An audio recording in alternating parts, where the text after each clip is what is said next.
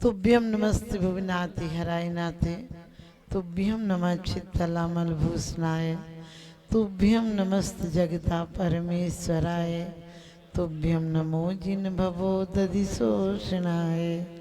बोले आदिनाथ भगवान की। देखिए आप लोग आए हुए क्षेत्र में, ऐसे तो घर में ही रह लेते, इतनी दूर आए हो तो कम से कम कुछ पुण्य कमा कर जाओ, क्योंकि जितने हाथ ऊपर उतनी किस्मत ऊपर।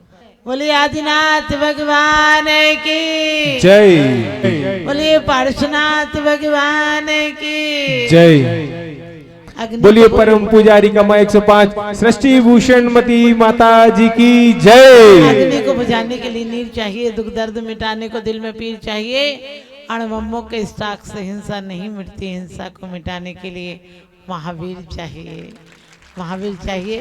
बोलिए महावीर भगवान की जय। आदि सृष्टि करता तुम ही आदिनाथ मुनिनाथ, भव भव की बाधा मिटे तुम चरणों में मात। बोले टुमेन वाले आदिनाथ भगवान की, बोले रानीला वाले आदिनाथ भगवान की जय। बोले जिनवाणी माता की जय। धन वैभव के जिन्हें भाई नालक हैं, चारित्र के जो सच्चे हिमालक हैं, मंदिर की मूर्तियां तो मौन रहती हैं, गुरुदेव तो चलते फिरते जिनालक हैं, गुरुदेव तो चलते फिरते जिनालक हैं। साथ साधु का हो तो सार दिखाई देता है, मिटती हुई मानवता का आकार दिखाई देता है। होली दिवाली दशहरे तो आते हैं चले जाते हैं, जिस नगर में हो आप तो हर दिन त्योहार दिखाई देता है, हर दिन त्योहार दिखाई देता है। ऐसे परम पूज्य प्रातः स्मरणीय गुरुदेव आचार्य सुमत सागर जी महाराज की। आप लोग अपनी भलाई के लिए, क्योंकि कहती है यार कियो निजे तो तुमको अर्पित हो, तो आपकी जयकारा कभी लगे इसलिए जयकारा लगाया करो। बोले परम पूज्य प्रातः स्मरणीय गुरुदेव आचार्य विद्यासागर जी, परम पूज्य प्रातः स्मरणीय गुरुदेव आचार्य सन्मत सागर जी महाराज की, परम पूज्य गुरुदेव आचार्य ज्ञान सागर जी महाराज की, परम पूज्य गुरुदेव आचार्य विशुद्ध सागर जी महाराज की, परम पूज्य गुरुदेव आचार्य वर्धमान सागर जी महाराज की।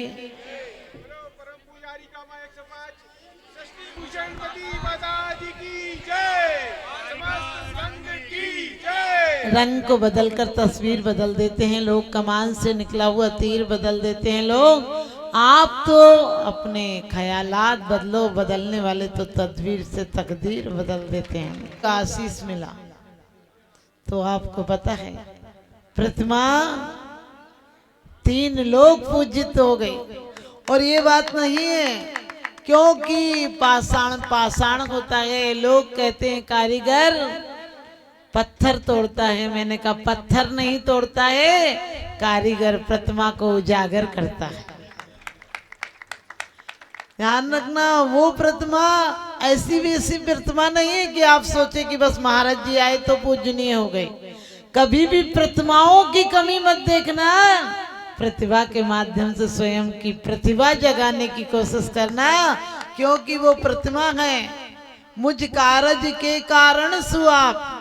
भगवान मेरे कार्य के लिए आप कारण हो, कारण के बिना कार्य नहीं हो पाता है, और प्रतिमा के बिना हमारी प्रतिभा भी नहीं उजागर हो पाती है, क्योंकि कारीगर प्रतिमा को बनाता है, लेकिन गुरुदेव तो एक इंसान को भगवान बना दिया करते हैं, एक पाषाण को 3 लोग पूजित बना दिया करते हैं। और आप यदि इन्हें बैठा देव के नाम से भी जानते होंगे तो सोचो, हजारों साल हो गई हमारे कौन से बीतरागी गुरुओं ने चौथे काल में इस प्रतिमा की प्रतिष्ठा की होगी। और ये प्रतिमा आज की नहीं है, आपको पता है इतना आकर्षण है इस प्रतिमा में, और सच पूछो कि बैठ जाओ तो नजर नहीं थकती है।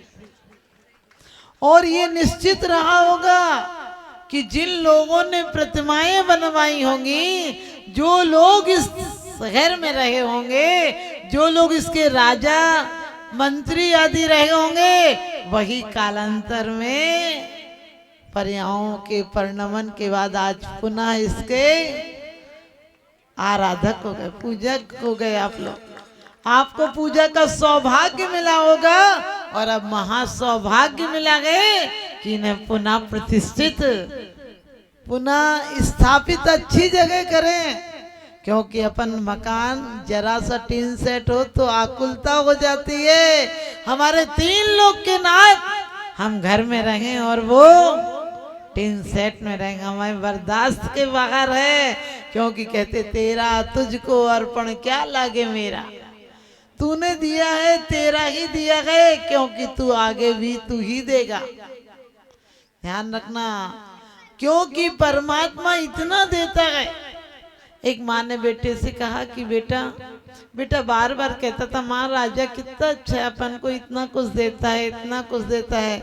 उसकी माँ बोल रही बेटा राजा ने अपना रखा हुआ, तेरे पिताजी खत्म हो गए थे, तू बालिक नहीं था, तूने संपत्ति जब्त कर ली, सिर्फ हमें अभी खाने के लायक पैसा देते हैं या कपड़े लत्ते लायक देते हैं, लेकिन तू तो राजा का बेटा है और तेरे पिता मर गए थे इसलिए राजा ने पूरी संपत्ति रख ली है। उन्होंने कहा जब तू बालिक हो जाएगा, समझदार हो जाएगा तो तेरी संपत्ति तुझे लौटा दी जाएगी। उसने कहा तो मैं जाता हूँ, मैं 18 साल का हो गया। उसकी माँ को डर लग रहा था कहीं बच्चा चूक ना जाए। उसने बार बार कहा बेटा यदि राजा ये कहे तो ये जवाब देना, राजा तुझसे कहे क्या व्यापार करना तो कहना कपड़े का करना, और पूछे बड़ा क्या करना तो कहना सोने चांदी का करूँगा, उसके बाद पूछे तो कहना मकान बनवाऊंगा, उसके बाद पूछे तो कहना शादी कराऊंगा, बच्चों के लिए सेट करूँगा। लेकिन बेटा आप लोगों की तरह था, बोला माँ यदि ये सब नहीं पूछे और ही कुछ पूछे तो। उसकी माँ कहने लगी बस फिर खुशी की बात है, अब तू बालिक हो गया, सही जवाब देकर आएगा। और वो राजा के पास गया, राजा से कहने लगा हमारी संपत्ति हमें दे दो, हम काबिल हैं, हम संभाल लेंगे। राजा ने कहा कि इसके हाथ बांध लो, संपत्ति मांगने की बात करता, हाथ ही नहीं दे रहेंगे खोलने के लिए तो क्या मांगेगा। जैसे ही राजा ने कहा हाथ बांध लो, और राजा ने इसके दोनों हाथ लिए और अपने हाथ में बंद कर लिए। तो वो कहने लगा, हंसने लगा, कहने लगा आप कुछ मांगने की जरूरत नहीं है, आप कुछ मांगने की जरूरत नहीं है, अब तो क्या करना, अब तो राज्य भी मेरा हो गया। राजा तो घबरा गया, कहने लगा मैंने तो सोचा था ये मांगना ही बंद कर देगा, ये तो मेरी संपत्ति पे अधिकार जमाने लगा। राजा ने कहा मतलब, तो कहने लगे जब वधू का एक हाथ बर के हाथ में जाता है तो मालकिन हो जाती है, तुमने तो मेरे दोनों हाथ ले लिए, अब क्या जरूरत है मांगने की मुझे। आप समझ गए, अपना दोनों हाथ परमात्मा के हाथ में दे दोगे फिर मांगने की जरूरत नहीं मिलेगी। ये शीश दो दोगे तो वो आशीष दे देंगे। ध्यान रखना, तुम शीश दे दोगे वो आशीष दे देंगे। तुम अपने कदम बना दोगे, सिर्फ तुम कदम बढ़ाकर यहाँ तक आना, वो तुम्हें निर्वाण तक पहुंचा देगा। तुम अपने कर से इनकी आराधना और कर माला फेरना, ये तुम्हें करता नहीं, एक दिन कृत्य कृत्य बना देंगे। क्योंकि भावना अच्छी बनाना, मुझे खुशी है इस बात की कि मंदिरों में आपके यहाँ कोई भेदभाव नहीं और होने भी नहीं चाहिए। घर के झगड़े मंदिर में मिटते हैं, मंदिरों में भी झगड़े हो जाएंगे तो कहाँ मिटाने जाओगे।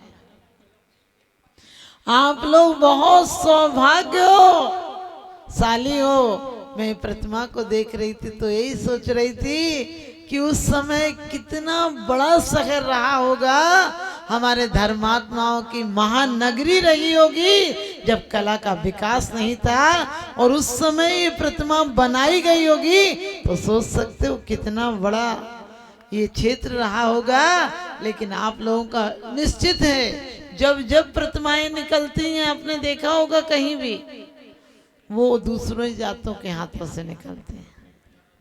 क्योंकि जैन धर्म किसी जनजाति का धर्म नहीं था, जहां जन जन के हर जीवन के कल्याण की भावना थी, वो जैन धर्म था।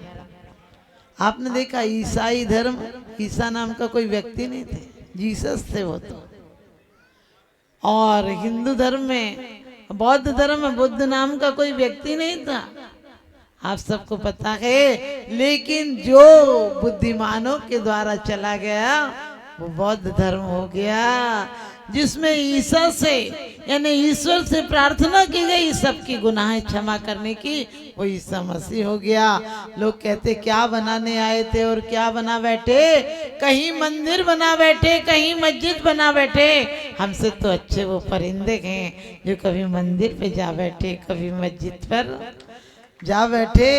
लेकिन उन मंदिर और मस्जिदों की बात नहीं करती हूँ मैं, नहीं तुम सोच लो वो एक हमारे यहाँ मस्जिद है पड़ोस में, नहीं। मन की जिद मिटा दे वो मस्जिद है, मन को शुद्ध बना दे वो मंदिर है।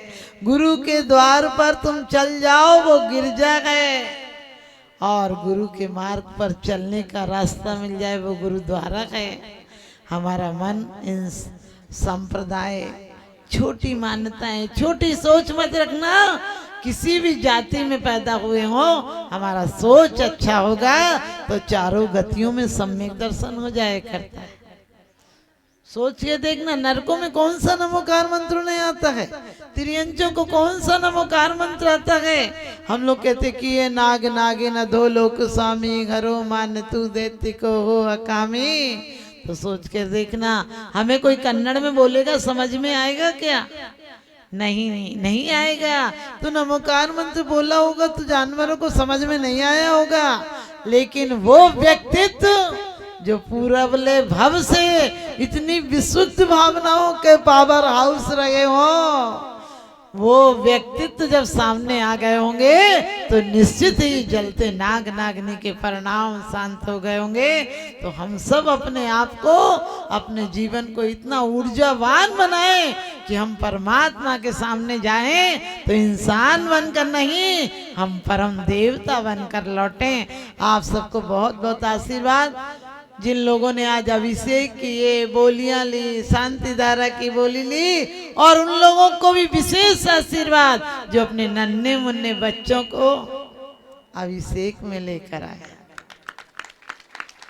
क्योंकि विवाह में 7 फेरे पड़ते हैं, 6 फेरे तक लड़की आगे होती है, 7वें में लड़के को आगे कर देती है। कहती है यदि मैं धर्म के कार्य नहीं करूंगी, मात्र गृहस्थी के काम करूंगी, तो मैं 6वें नरक तक जाऊंगी। लेकिन मैं ही अकेले क्यों जाऊं, तू लेके आया था तो 7वें तक जा। लेकिन यदि मैं गृहस्थ में शुभाचरण करूंगी, सद आचरण करूंगी, अहिंसा और सत्य के द्वारा जीवन जीऊंगी, तो 12 व्रत को पाल सर्ग 16 उपजावे। लेकिन कैसे, अतिचार नहीं लगावे। आप लोग ज्यादा अतिचार अनाचार के चक्कर में मत पड़ना। अपनी भावनाओं को इतना विशुद्ध रखना कि हमारे द्वारा किसी एक इंद्रिय को भी कष्ट नहीं हो जाए, परिवार में हमारे शब्दों से किसी के दिल में घाव नहीं हो जाए। यही धर्म की परिभाषा है। हमारी किसी क्रिया के द्वारा 2 इंद्रिय, 3 इंद्रिय, 4 इंद्रिय, 1 इंद्रिय आदि को भी अनर्थ दंड नहीं करें। हम व्यर्थ में किसी से काम वासनाओं की व्यर्थ चर्चा नहीं करें। ये तो रोग है, इस रोग से मुक्ति के लिए हम परमात्मा की आराधना करते हैं। और आप सबको बहुत बहुत आशीर्वाद।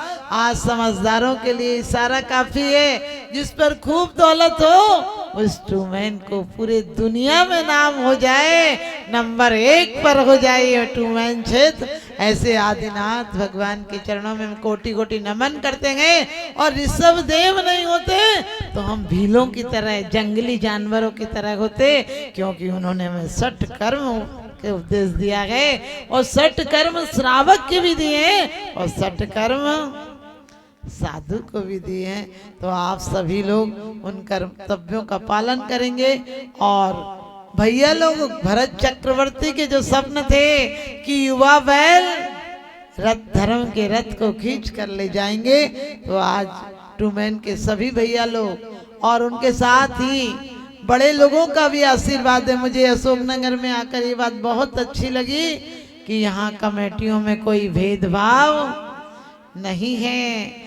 कभी कमेटियों में भेदभाव करना भी नहीं, करे तो सब घर की लड़ाई तो कोर्ट में निपट जाएगी। यहाँ की लड़ाई कहीं भी निपटने वाली नहीं। अन्य स्थानम कृतम पापम धर्म स्थाने विनश्यति और धर्म स्थाने कृतम पापम वज्रलेपो भविष्यति। तो वास्तव में आप लोग सभी समझदार लोग हैं और भैया लोग इतने उत्साह से लेकर आए हैं। इस पूरी कमेटी को मेरा कोटि कोटि आशीर्वाद कि परमात्मा अपने जल्दी से जल्दी आप सबके प्रयास से आज के बाद कम से कम 9 बार नमोकार मंत्र इसलिए पढ़ा करो कि टूमैन वाले बाबा अपने स्थान यथा योग्य स्थान पर जल्दी से जल्दी विराजमान हो।